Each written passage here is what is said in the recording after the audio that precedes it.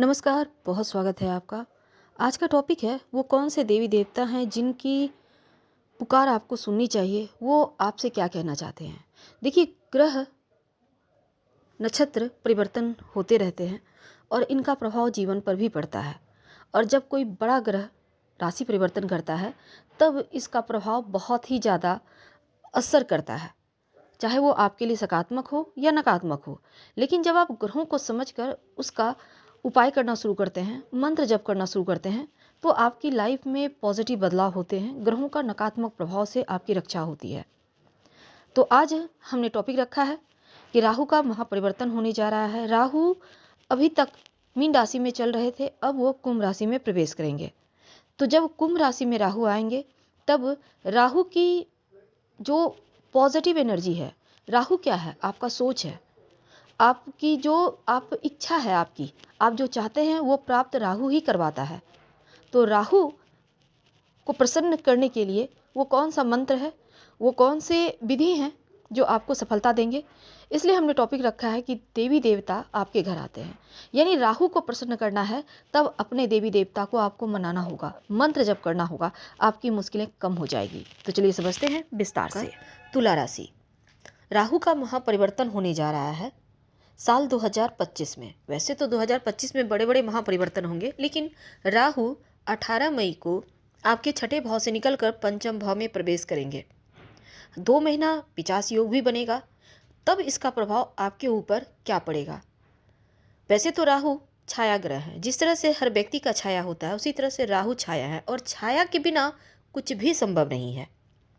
तो ये आप हमारी आपकी इच्छाओं के ग्रह हैं। जो इच्छा है कुछ पाने की, कुछ कर गुजरने की, वो राहु है, संचार के कारक। तो राहु का ये महापरिवर्तन और 50 योग का प्रभाव आपकी लाइफ पर क्या रहेगा, आज हम जानेंगे विस्तार से। कैसे राहु को अपने फेवर में करके उनसे वरदान पा सकते हैं। तमाम बातें जारी है, वीडियो के अंत तक बने रहिए। और ये प्रेडिक्शन चिन्ह राशि पर आधारित है। तो राहु को ज्योतिष में भ्रम का कारक माना जाता है। राहु व्यक्ति को भगाता भी है और देता भी है। जब देता है तो इल्लीगल कार्यों से भी देता है, लीगल तो होता ही है, लेकिन 10 गुना ज़्यादा शुभ फल देने लगता है। लेकिन आपके पंचम भाव में जब राहु आएंगे तब आपको क्या देंगे, कितनी ऊंचाइयां देंगे, कितने पंख देंगे। वैसे तो शनिदेव भी अचानक से ही धन देते हैं, सब कुछ देते हैं, लेकिन शनिदेव स्टेप बाय स्टेप आगे बढ़ते हैं, स्नेह स्नेह देते हैं। पर राहु अचानक से आपको बड़ी सफलता दे देता है, 10 गुना तेजी से। तो राहु का प्रभाव लगभग 1.5 साल का वक्त, यानी 18 मई 2025 से दिसंबर 2026 तक का वक्त आपके लिए। अभी वर्तमान में छठे भाव में राहु चल रहे हैं। छठा भाव रोग चोट ऋण कर्जे शत्रु का भाव है। शत्रुओं पर विजय तो राहु दिलवाता ही है, छठे भाव में बैठकर कर्ज वगैरह से भी मुक्ति देता है। लेकिन छठा भाव जो है कर्ज का है, तो मेहनत और मेहनत से सफलता। अब देखिए, जैसे ही पंचम भाव में आएंगे, पंचम भाव होता है संतान का, शिक्षा का, प्रेम का। तब राहु का शुभ प्रभाव देखने को आपको मिलेगा, खासकर नौकरी करियर के मामलों में। वैसे तो छठे भाव में बैठकर भी जॉब के लिए बढ़िया वक्त है और जॉब दे रहा है। राहु के पास जो टेंडेंसी है, संचार के कारण है, कारक है राहु, कहीं ना कहीं आपको इन क्षेत्रों से जुड़ेंगे। बस लक्ष्य को प्राप्त करने के लिए थोड़ा आपको प्रयास करना होगा। अब राहु के पास अमृत तत्व है और इसी का फल आपको 18 मई से 5 दिसंबर 2026 तक मिलेगा। तो छठे भाव को छोड़कर जैसे ही पंचम भाव में आएंगे, यानी राहु जो केतु जो है हमेशा वक्री चलते हैं, यानी एक घर पीछे चलते हैं। तो छठे से पांचवें में, और राहु केतु के चाल बहुत ही ज़्यादा हर व्यक्ति के लिए मायने भी रखता है। अब पंचम भाव में जब राहु आएंगे तब इस घर को अपना साम्राज्य, अपना राज्य, अपना दबदबा के साथ रखेंगे। यानी राहु केतु का अपना घर तो होता नहीं, अब राहु जहाँ आएंगे उसी को अपना घर बना लेंगे।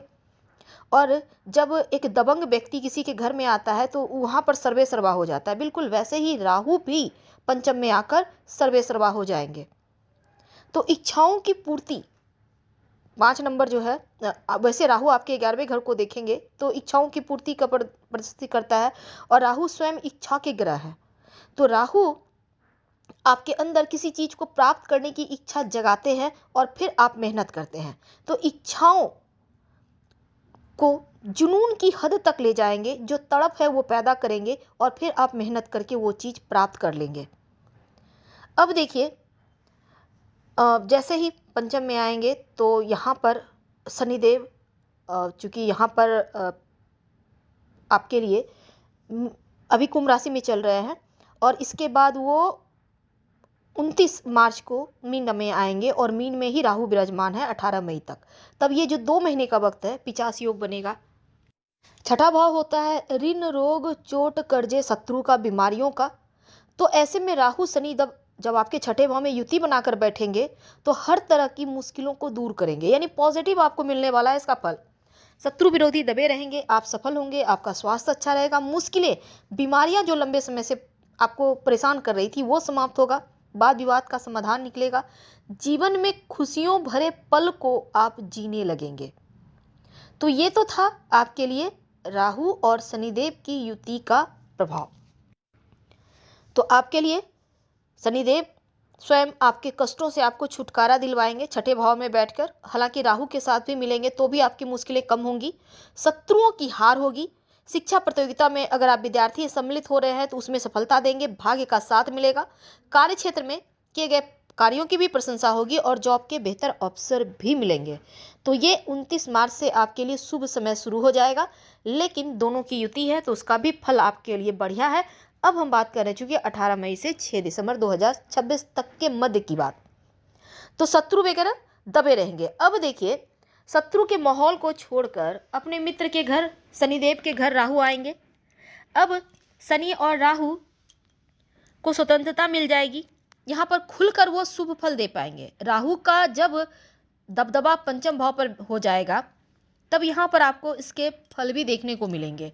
पंचम भाव पर राहु रहेंगे तो ज्ञान, आपकी क्षमता, आपकी बुद्धिमानी कई गुना बढ़ेगी। आप जो कार्य करते हैं नया नया स्किल सीखेंगे, आपके अंदर जो टैलेंट है, गुण है वो बढ़ेगा। नए नए लोगों से, जो ऊंचे पद पर बैठे लोग हैं उनसे संपर्क में आएंगे। अगर आप जिस भी क्षेत्र में काम कर रहे हैं उसमें महारत हासिल करेंगे, दिलवाएंगे राहु। संतान प्राप्ति के लिए प्रयासरत थे तो यहाँ पर संतान प्राप्ति के योग बनेंगे। संतान के करियर में संतान जो है आपका वो तरक्की करेगा, तो राहु अच्छा काम करते हुए यहाँ पर दिखेगा आपको।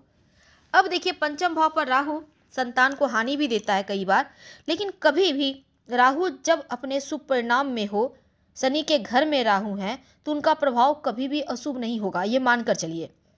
राहु कभी अशुभ या शुभ अशुभ नहीं होता, राहु बैलेंस करके चलना सिखाता है। राहु के शुभत्व को प्राप्त करने के लिए, यानी आप चाहते हैं कि बेहतर फल मिले, संतान के लिए बेहतर चाहते हैं तो राहु आपको करवाएगा, संतान को सफलता भी दिलवाएगा। अगर आप विद्यार्थी हैं, शिक्षा ग्रहण कर रहे हैं, पंचम भाव में राहु है, आपके अंदर जुनून पैदा करेंगे, नॉलेज बढ़ेगा आपकी, खासकर तकनीकी क्षेत्र से आप जुड़ना चाहेंगे तो शिक्षा के मामलों में भी आप तरक्की करेंगे, आपकी काबिलियत बढ़ेगी। राहु जुनून बढ़ाएगा एजुकेशन के मामलों में। शेयर मार्केट से जुड़े हैं तो पंचम का जो राहु है शेयर मार्केट, लॉटरी, जुआ, सट्टा से आपको लाभ देगा। हालांकि सोच समझकर ही पैसा लगाइएगा, किसी की बातों में आकर मत लगा लीजिएगा।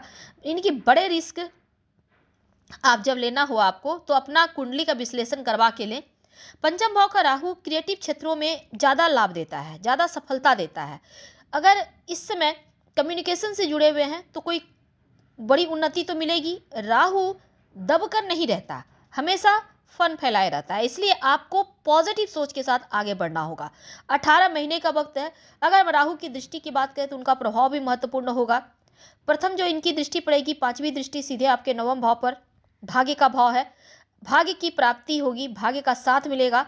अब शनिदेव जो धीरे धीरे चीज़ों तक पहुंचाते हैं, ले जाते हैं, लेकिन राहु अचानक से करोड़पति, अरबपति बना देते हैं, रोडपति को एकदम से महलों में बिठा देते हैं। राहु की नवम भाव पर दृष्टि है तो भाग्य का साथ मिलेगा। भाग्य के लिए यहाँ पर राहु शुभ है, त्रिकोण भाव में, त्रिकोण भाव को देख रहे हैं तो यहाँ पर एक और अच्छा प्रभाव मिलेगा। भाग्य का साथ मिलने से खासकर पिता के साथ तालमेल बढ़िया रहेगा, बना के भी रखे। अब देखिए, राहु थोड़ा भ्रम भय भी देता है तो इन चीज़ों से आगे निकलना होगा आपको, भ्रम भय से बचना होगा। बड़ों की सलाह से काम कीजिए और अपने मन में जो आप डर रहे हैं, डर पर विजय आपको खुद पाना होगा। अब देखिए, छठा भाव तो वैसे जॉब का है, तो जॉब में अगर कोई परेशानी थी, वैसे शनिदेव आकर सुफल दे रहे हैं, लेकिन फिर यहाँ पर राहु भी पंचम में बैठकर आपको यहाँ पर जॉब की मुश्किलों से निजात दिलाएंगे। लोन वगैरह, कर्ज वगैरह में फंसे हैं, उससे मुक्ति दिलाएंगे। और मन में बस सकारात्मक सोच रखिए, ये नहीं कि हम कैसे करेंगे, नहीं कर पाएंगे, ये रखना ही नहीं है। आप जैसा सोचेंगे राहु वैसा ही फल देगा। अब बच्चों के साथ भी आप थोड़ा वक्त बिताएं, बच्चों को पॉजिटिव एनर्जी दें। राहु छाया है, अंधेरा है, तो इसलिए आपको घर में कहीं भी अंधेरा नहीं रखना। और दूसरा, घर को साफ सुथरा रखें, पॉजिटिव एनर्जी तभी आएगी। राहु गंदा धुआं या गंदी स्मेल का कारक है, तो गंदगी ना फैले, गंदी चीज़ें ना महके, इसका ध्यान रखें। खुशबू बनाए रखें घर में, खुद भी अपडेट रहें, सजे सबरे हुए, बालों को करीने से आप झाड़े, अच्छे अच्छे कपड़े पहने, साफ सुथरे धुले हुए। फटा पुराना, खासकर बहुत सारे लोग क्या होता है, अंदर पहने कोई बात नहीं, फटा हुआ है तो है, ऐसा बिल्कुल भी ना करें, वरना राहु अच्छा फल दे ही नहीं पाएगा। कम दाम का पहने पर फटा हुआ ना पहने, ठीक है। अब देखिए, अपने बाथरूम को बहुत साफ सुथरा रखिएगा, क्योंकि बाथरूम जो आपका टॉयलेट है वो भी राहु का अंतर्गत आता है, तो उसको साफ सुथरा रखें। नमक मिले पानी से पोछा लगाए। देखिए, राहु एक से एक परिणाम तो देंगे, उनकी एक दृष्टि सीधे आपकी राशि पर है, आपकी सातवीं दृष्टि एकादश भाव। तो राहु और शुक्र दोनों आपस में मित्रता है। राहु आपके साथ गलत कर ही नहीं सकता, हाँ थोड़ा सा भय भ्रम देगा, लेकिन उन्नति कराएगा। अपने स्किल को बढ़ाइए, टाइम का हमेशा ध्यान रखें और कॉन्फिडेंस लेवल को बढ़ाइए। योगा एक्सरसाइज कीजिए, आपके अंदर वो काबिलियत है कि आप आगे बढ़ सकते हैं। राहु पूरी तरह से चीज़ों को चेंज करने वाला ग्रह है, इसलिए मानकर चलें। अगर आप एकदम से आप अपना बना कर रखिए आपको क्या करना है, और फिर एक एक करके आगे बढ़ते जाइए, आप देखिएगा 10 गुना तेजी से आप आगे बढ़ेंगे। क्या करेंगे उपाय के तौर पर? एक तो ओम शनिश्चराय नमः। शनि की सबसे प्रिय राशि तुला राशि, शनि दिव्य छठे भाव में आने वाले हैं। ओम शनिश्चराय नमः खूब जप करें, शाम के समय कम से कम 21 बार, 108 बार, आपकी मर्जी। दूसरा, शिव जी की आराधना करें, राहु खुद अच्छा फल देगा। नमः शिवाय का जप करें, या फिर महामृत्युंजय मंत्र ओम होम जुंग सह, इस मंत्र का खूब जप कीजिए। हम आपसे विदा लेते हैं। पसंद आए तब लाइक कर, सब्सक्राइब करें, शेयर करें, कमेंट करें। धन्यवाद।